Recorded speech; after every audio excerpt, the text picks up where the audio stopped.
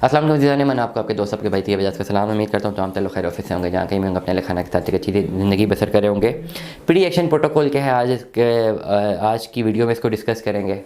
और यूके का वीज़ा बार बार क्यों रिजेक्ट होता है इसको भी डिस्कस करेंगे। ठीक है, अभी तक जितने केसेस मैंने स्टडी किए हैं यूके की विज़िट वीज़ा की जो रिजेक्शन है, विज़िट वीज़ा की बात कर रहा हूँ, वो सिर्फ और सिर्फ इसलिए है कि अकाउंट से इसे जस्टिफाइड नहीं होते। एक बात जहन में रखें, अगर आपका एक दफ़ा वीज़ा रिजेक्ट हो गया और दोबारा आपने अप्लाई किया तो जो वीज़ा आपको प्रोवाइड करने वाला डिपार्टमेंट है या ऑफिसर है, वो आपकी प्रीवियस एप्लीकेशन गो थ्रू ज़रूर करता है कि क्यों वीज़ा रिजेक्ट हुआ था, लेकिन जो उसका डिसीजन होता है वो करंट एप्लीकेशन पे होता है कि आपने करंटली अप्लाई जो किया है उसकी बेस पे वो आपका डिसीजन देगा, गो थ्रू करेगा बैक एंड पे। उस पर लिखा भी होगा जब अपना रिजल्ट देगा कि मैंने आपकी पुरानी एप्लीकेशन गो थ्रू की है, उसमें बता देगा अगर वीज़ा रिजेक्ट करता है। लेकिन मैं जो फैसला दे रहा हूँ करंट एप्लीकेशन में दे रहा हूँ।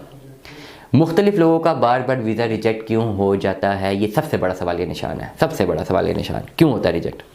इसलिए रिजेक्ट होता है क्योंकि एक फॉर्म सही से फिल नहीं किया होता, फॉर्म गलत फिल किया होता है, फॉर्म में जो डाटा ऑफ स्टैट्स को छोड़ दिए होते हैं और उसके साथ एविडेंस को छोड़ प्रोवाइड किया होता है। लेट अस एग्जांपल, मैंने कहा जी कि मेरी मंथली इनकम 2 लाख रुपए है और मेरा मंथली एक्सपेंस 1 लाख रुपए है। ये मैंने लिख दिया फॉर्म में। वो मुझसे पूछेगा ना जी आपकी मंथली इनकम कितनी है, मैं कहता हूँ 2 लाख। एक्सपेंस कितना करते हो, मैं कहता हूँ 1 लाख। मतलब सेविंग मेरी 1 लाख हो गई। 6 महीने की मैंने स्टेटमेंट लगा दी, चलो 6 लाख की मेरी सेविंग बन गई, ठीक हो गया। अब वो कहता है जी 6 लाख आपने वहाँ पे इंग्लैंड में कितने पैसे लगाने हैं, मैं बोलूँगा जी मैंने 10 लाख लगाने हैं। यहीं पर तजाद आ गया। जैसे ही वो एलैबोरेट करेगा मेरी एप्लीकेशन को, कहेगा यार पड़ा सेविंग आपकी 6 लाख रुपए की है, लगाना आपने 10 लाख रुपए, मतलब 4 महीने आप कॉम्प्रोमाइज़ करेंगे। नंबर 1, जो आप कह रहे हैं कि आपकी इनकम 1 लाख है और आपका 2 लाख इनकम है और 1 लाख एक्सपेंस है, बैंक स्टेटमेंट आपकी कह रही है कि आपकी 6 लाख इनकम है और 3 लाख एक्सपेंस है। यहाँ आपने कुछ लिखा हुआ है, बैंक स्टेटमेंट कुछ कह रही है। सबसे बड़ा जो मसला होता है ना वो यहाँ पे होता है। वीज़ा ऑफिसर को सिर्फ ये खाम ख्याली है, उसका दिल में ये डर है कि आप जाएंगे तो वापस नहीं आएंगे।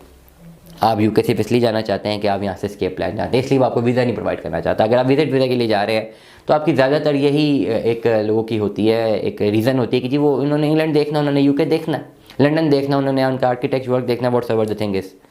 लेकिन आपने उसको जस्टिफाई करना है प्रॉपर्ली। जितने भी वीज़ा रिजेक्शन होती हैं, वीज़ा रिजेक्शन इसलिए होती हैं क्योंकि बैंक स्टेटमेंट जस्टिफाई नहीं होती। अगर आप अपना फॉर्म सबमिट करवा रहे हैं, आप प्रॉपर्ली फॉर्म खुद फिल करें। अगर आपको कोई भी थोड़ा सा मसला है फॉर्म फिल करने में, अगर आप नहीं कर पाते, आप कंसल्टेंट की एडवाइस लें।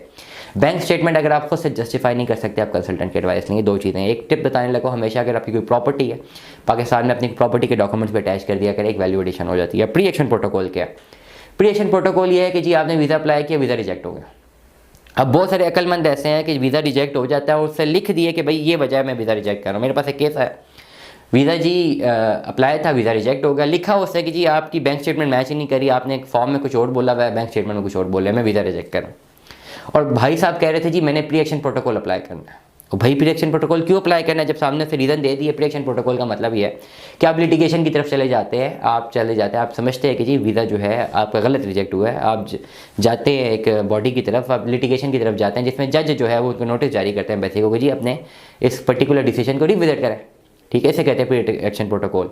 ये सिर्फ तब किया जा सकता है जब आपका रिजेक्शन लगी हुई हो और उसे रीज़न ना दी हुई हो कि उसने क्यों रिजेक्ट किया, या अगर उसने रीज़न दी हो तो एक ऐसी छोटी सी रीज़न दी हो जो कि निग्लिजिबल हो, मतलब उसमें कोई बड़ी रीज़न ना हो, आप उस पर्टिकुलर सिनेरियो में प्री एक्शन प्रोटोकॉल में जा सकते हैं और उसका भी सक्सेस रेट 10 से 15% से ऊपर नहीं है। एक दफ़ा वीज़ा रिजेक्ट होगा तो वीज़ा रिजेक्ट हो गया है। अगर आपने कोई 2 नंबर डॉक्यूमेंट साथ लगाया है तो आप बैन हो गए हैं जितने भी 5 साल के लिए व्हाट्सएवर द टाइम वेस्ट। तो कभी भी 2 नंबर डॉक्यूमेंट नहीं लगाना, किसी सूरत नहीं लगाना, प्रॉपर्ली अप्लाई करना है। उस स्टैट्स को समझते हुए कि इकोनॉमिस्ट को, एक कंसल्टेंट को, एक टेक्निकल के बिठाएं कि यार ये मेरी बैंक स्टेटमेंट है, इससे क्या निकलता है, कौन सी अमाउंट में अपनी इसमें डालूँ। बिल्कुल सच सच डालें। बेशक अकाउंट में 10-15 लाख रुपये पड़ा हुआ है, कोई फ़र्क नहीं पड़ता। बहुत सारे लोग हैं वो क्या करते हैं, हर महीने 10-10 लाख रुपये अकाउंट में जमा करवा रहे हैं, बैंक स्टेटमेंट करोड़ रुपये की कर दी है, जी हमें वीज़ा मिल जाएगा, और नहीं मिलेगा। ये सबसे बड़ा जो है नेगेटिव पॉइंट चला जाएगा। जी इतना करोड़ रुपए की बैंक स्टेटमेंट है, टैक्स रिटर्न अगला चेक करेगा और देखेगा जी टैक्स रिटर्न तो 10 लाख की रिटर्न फाइल की हुई है, आपका वीज़ा रिजेक्ट हो जाएगा।